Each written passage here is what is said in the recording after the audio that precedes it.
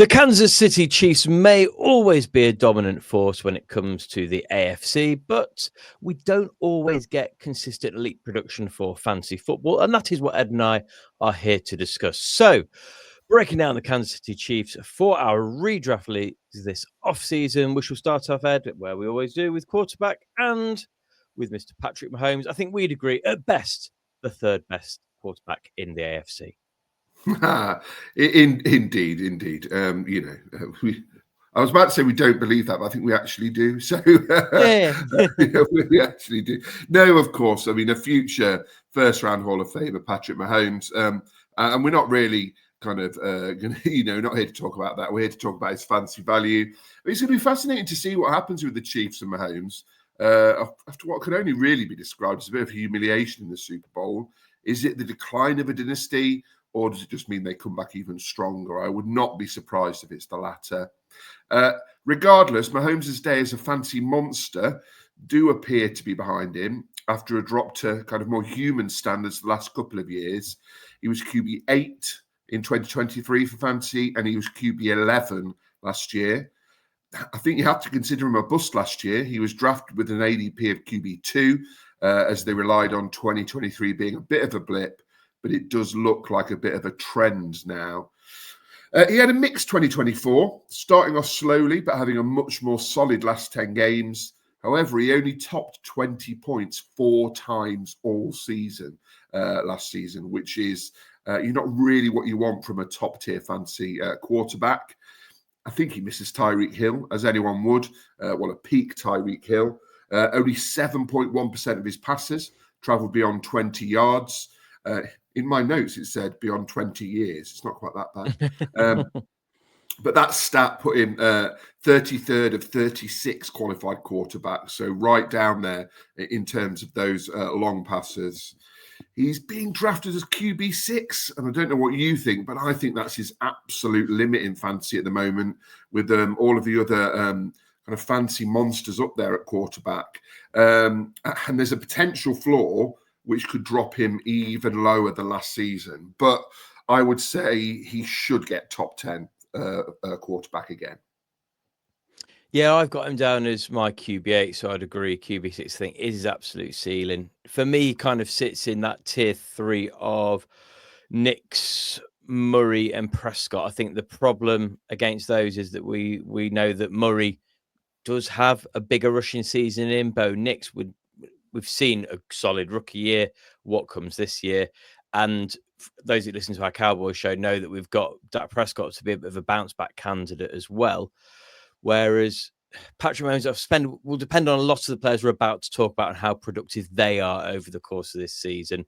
But yeah, we said last year QB2 was a ridiculous place to be drafted in from a fantasy perspective. Obviously, if you're drafting your actual NFL quarterback, is in the top 3 conversation league-wide. But for fantasy, we've just not seen that production, have we? Not at all. No, you're right. We are not decrying his talent and at all. But yeah, from a fantasy perspective, he doesn't come close to the likes of Allen and Jackson. We've been crying out for a Kansas City running back to be dominant for fantasy, and we've not quite had that last year either. And I'm not entirely sure we've got it on the horizon this year. But do you want to start off by having a look at Isiah Pacheco, Ed? Yeah, it's an interesting situation when it comes to running back in Kansas City. Pacheco, is undoubtedly a talented player. Last year, his season was ruined by that week 2 fibula fracture. So he'll be looking to bounce back strongly this season. I mean, he did return from that injury, let's not forget, towards the end of last season, but he really struggled. So fantasy managers are going to hope that a full preseason gets him back to his former self. He's a really explosive runner, almost literally. He just tries to run through people at 100 miles an hour, which isn't going to be great for his long-term health. I think he's still the clear RB1 in Kansas City. We'll have to wait and see the first few weeks to make sure that he is fully recovered from that injury. So he's going to get the work, but enough to be a workhorse RB1? I don't think so. I think that ship might have sailed potentially. He's going off the board at RB23. And I think that's probably about fair. I don't see him beyond, as you've suggested on the screen, a weekly flex play. Yeah, I think RB23 is very optimistic, given the two players we're about to talk about next and how frequently they have shown as they can do bits here and there in games. So he's not going to have that dominant role, like you say. I think we forget just how good he was in those first 2 weeks. He was an absolute usage monster in those first weeks. And I think it's fair to say that had he stayed fit, we might be having a very different conversation now. When he came back, I don't think we saw anything close to his best after coming off such a big injury. I don't know. I've gone weak flex player because that is absolutely all I would feel confident as drafting him as. But there are certainly outcomes where he is better and worse than that. So I think, yeah, best projection weekly flex play for me. Yeah, I mean, you've said it a lot, and we've said it a lot throughout this series. There is a route to him being, a top 20 running back. There is that route there because if he performs, he will get the work. But I think that there are too many question marks at the moment. Two of those question marks come behind him on the running back depth chart. Kareem Hunt's back in town, and Eli Mitchell. Eli Mitchell, I felt like we've tried to blow his trumpet many times, and sometimes he plays to our tune. More frequently, he does not. Yeah, I mean, Kareem Hunt, I agree, is someone who will take work from Pacheco, but I'm not convinced by Eli Mitchell at all. I mean, Kareem Hunt stepped up in Pacheco's absence last year, as he has done for most of his career, kind of stepped up and done the job when needed. He ended up as RB31, then he had 4 RB1 weeks. He'll be a stable option if Pacheco doesn't perform, if Pacheco struggles with injury again. But he's nearly 30 now, is Kareem Hunt, so his days as an RB1 are long gone. And Eli Mitchell, 4 unremarkable and injury-hit seasons in San Francisco. It feels like Kansas City have taken a bit of a punt on him for a year, and I'm just not sure how involved he will be. He's rapid. That's all I can say about Mitchell, but he's just made of glass. I mean, I don't think I'd trust him to fry an egg, never mind anything else. So, yeah, I don't think he's going to do much at all. How many fantasy points do you get per fried egg? Millions. I don't know. You should. Kareem Hunt, I think, is going to fit into our bracket of a fancy gremlin this year because I can see lots of situations where he will sneak the carry within the 5-yard line and get the touchdown. And we then see Pacheco finish with like 9.5 fancy points and Kareem Hunt finish with 7. Yes, so neither of them are any use to us when we could have had something nice from one of them at least. And yeah, Eli Mitchell, there are worse RB3s to have sat on your depth chart, but yeah, that is all he is at this point in his career. He is a depth piece for you to potentially rotate in if he can stay fit. Before we move on to wide receivers, please do take a moment to subscribe, give us a like and a share as well. And whilst you're here after this show, click on our channel and have a look at one of the other 31 deep dives as we profile every single team through the off-season. Many of those shows with some very exciting guests as well. Speaking of exciting, Xavier Worthy was certainly that at points last season, but at other points, frustrating. Indeed. I'd describe his rookie season as interesting, but I think we need to consider it a success from a fantasy perspective. He ended up as wide receiver 33, as you can see on the screen, so solid overall. I think the problem early in the season was his lack of targets. He didn't get more than 4 until week 5. But in his best run of games, which was week 15 to 17, which were the fantasy playoffs, let's not forget, he averaged over 10 receptions per game. So he stepped up in those fantasy playoffs for his managers. And then, of course, he carried that forward into the real life playoffs, even getting some lovely garbage points in the Super Bowl, which meant absolutely nothing to anyone, maybe apart from, Worthy, who knows. We talk a lot about sophomore receivers. And Worthy is one capable of a breakout in his second year. He's got, as we've discussed, one of the best quarterbacks on the planet, and their chemistry certainly improved as the season progressed. He will have competition, as we'll discuss in a moment, but his ADP of about wide receiver 26, I think is fair. But I think it might creep up based on what's happened with the other competition at his position recently.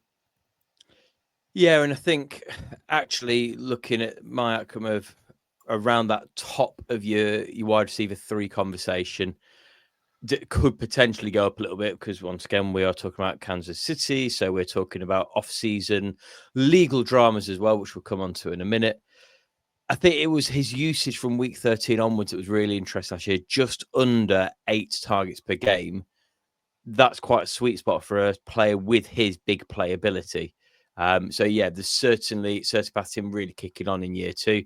And as people will get bored of hearing us say through the off-season, year 2 wide receivers coming off a decent rookie season are the exact sort of players we like to target through drafts, aren't they? Yeah, he will. He'll get you points, and I think he'll be fairly reliable for you this season in a flex spot. I think he'd be very solid. From one speed demon to another, Mr. Rashee Rice. Anything controversial Indeed. happened? Yes, I mean, what a conundrum we face in redraft leagues when drafting Rashee Rice this year.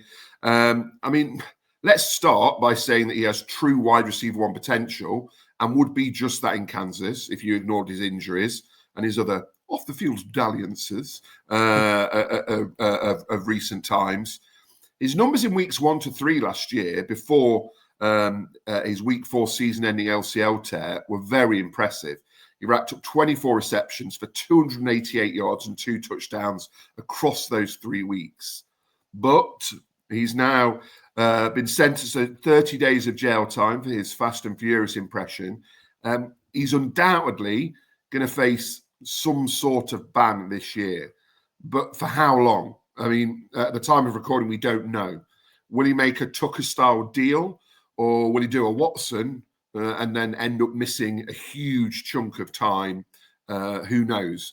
I think his current ADP, which is wide receiver 19, I think that's going to start to plummet now as fantasy managers are wary of taking the risk of drafting him as one of their starting receivers. If you're a risk taker, then he could pay you back, as his ceiling is genuinely huge. And, you know, he might end up with, I don't know, a 2-game ban or something like that. And it doesn't really affect his fantasy value. But I do worry from a redraft perspective, just how much you're going to get out of Rashee Rice this year. Yeah, as you say, he started off the season with 25% plus target share as well, which is what puts him firmly in that wide receiver 1, definitely for Kansas, but also from a fantasy point of view conversation. I think it looks like it'll be around 4 to 6 games is what's most commonly quoted. By no means are we anywhere close to experts on what that might actually look like. But if it ended up being 6 games, I simply cannot consider drafting a player, even with his ceiling, round 6 maybe is probably my absolute earliest. We saw it with Alvin Kamara previously when he missed time. And we see players drop, and by the end of the season, they end up paying you back. But it depends if you've kind of lost too many games to be able to get yourself into the playoffs. We've said it on a few times, don't we? You don't need to win every game; you just need to get into the playoffs. And Rashee Rice, if you get him in that sweet spot, could be a difference maker in your fantasy championship games. There's just lots of unknowns, isn't there? There's that 21.6 points per game over the first 3 games from one point, and then there's the coming off a massive injury and missing 6 games on the other hand. I don't really know. I think I want to see where he lands in a few more drafts to help me make my mind up and see who else is going around him, to be honest.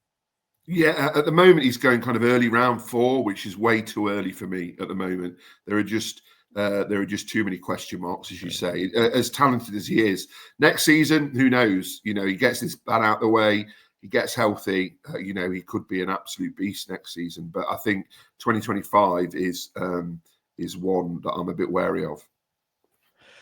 Next up, a player with, I don't know, probably one of the more inappropriate nicknames to match his actual star status, Hollywood Brown.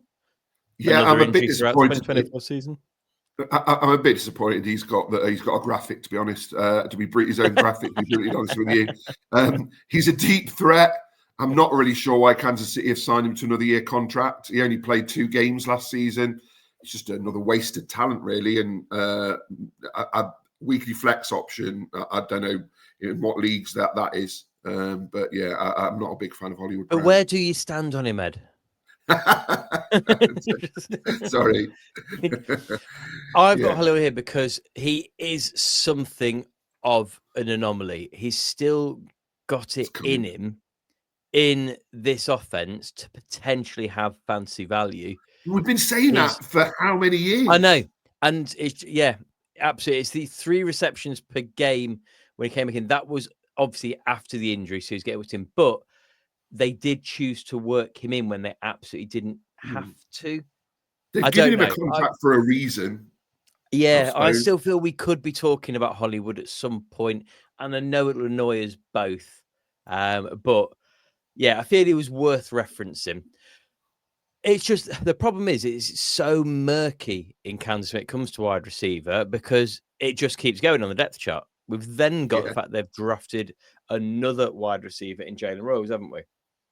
Yeah, another great rookie receiver. There are a lot of them in this draft, and that meant that he dropped to round 4. A brilliant 2024, as did a lot of this year's crop of receivers. And yeah, I mean, he's someone you did a bit more research on than me for the deep. We're doing the deep dives now for the pre-draft shows. I think the reason I wanted to mention Royals is because we've said this for a couple of years though, so maybe we just need to stop saying it because it's not happening. It just feels like Patrick Mahomes should have the ability to support 2 fancy relevant wide receivers, potentially, if we think about deeper leagues in your flex spots, potentially 3. And if Hollywood Brown is what we think he might well be, and actually we don't get that bounce back we've been talking about for the last 3 years, it seems, Jalen Royals could fit into that role. But then we look further down again, and we've got yet 2 more players to talk about as well.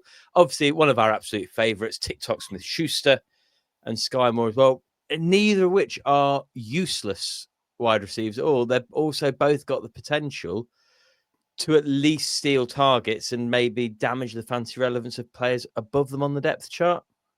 Yeah, I mean these are names that people will know and therefore will probably end up getting drafted ahead of other more fancy relevant names, if that makes sense. But I'd beware with both of them. Skyy Moore, it's the final year of his rookie deal. He should make the roster, but I don't think he's going to be fancy relevance. And like you said, Smith-Schuster, he'll put up some relevant numbers like he did last season. But he is the absolute epitome of a wasted talent. If you look at, in his Steelers days, he had 1 or 2, certainly 1 really good season. But yeah, what a waste of a talent. Sports psychologists we are not, but there does seem to be quite a strong correlation between how much time and effort NFL players, sports stars in general, spend on social media compared to the proportion of horse players that don't quite meet expectations as well. So perhaps it's just a more media, public, apparent version of attitude than we saw maybe 10, 15 years ago. There is obviously a big name in town who we shall move swiftly on to now, and that is Mr. Travis Kelce. Wasn't the season that people drafted him for, was probably the season we expected, though, when we spoke about him. Yeah, I mean, Travis Kelce, I think he could have been described in his past as a fantasy football cheat code, and he's dropped from that kind of those lofty heights of dominance. Let's not forget, between 2016 and 2022, he was number 1 tight end in 6 out of 7 seasons, and he was number 2 in the other season. He's a future Hall of Fame first rounder for sure, but that doesn't mean anything when it comes to his 2025 fantasy value, which is what we're here to talk about. His production's just not what it once was, but he did lead last season all tight ends with 26 red zone targets. And his 133 targets were the 3rd most at his position. So he's still getting through the workload compared to his compatriots. I think he's clearly still a tight end 1 and he's guaranteed the work when you bear in mind his chemistry with Mahomes and the question marks that we have kind of discussed about the rest of the receiving core. Kelce is a rock solid target, especially now he's confirmed that he's definitely back for this season. I'm sure we'll start speculating later on, will this be his last season? But yeah, I think his ADP is about tight end 6 at the moment. You project him tight end 7. I think that's fair. Could he break the top 5? Possibly. He did last year. He scraped into the top 5. But I think it seems like fantasy football community have kind of realised now that Travis Kelce is not tight end 1 anymore. But yeah, he's just outside the top 5 and still a top tier talent. My worry with Travis Kelce is for me is a potential bust pick this year as well, because he's spoken probably for about 2 years now about his body being done in from the amount of games that he's had. I just wonder whether, like we see sometimes from some top talent wide receivers, where when the cliff comes, it properly comes. And that could be the case for Kelce, I think. But could be.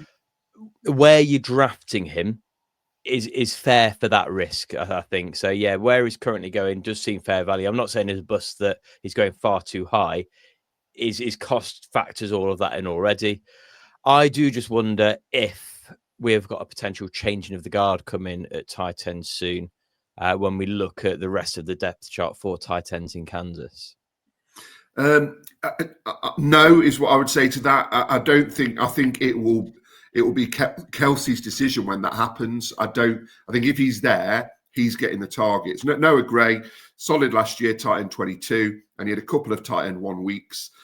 I think the same will happen this year in 2025. We just have to wait for Kelce to retire before his potential breakout. I thought I'd mention Robert Tonyan. I mean, it's a long time since 2020 when he was tight end 4 with those 11 touchdowns. I probably wouldn't be tempted by him if you think, oh, I recognise his name. He was good once.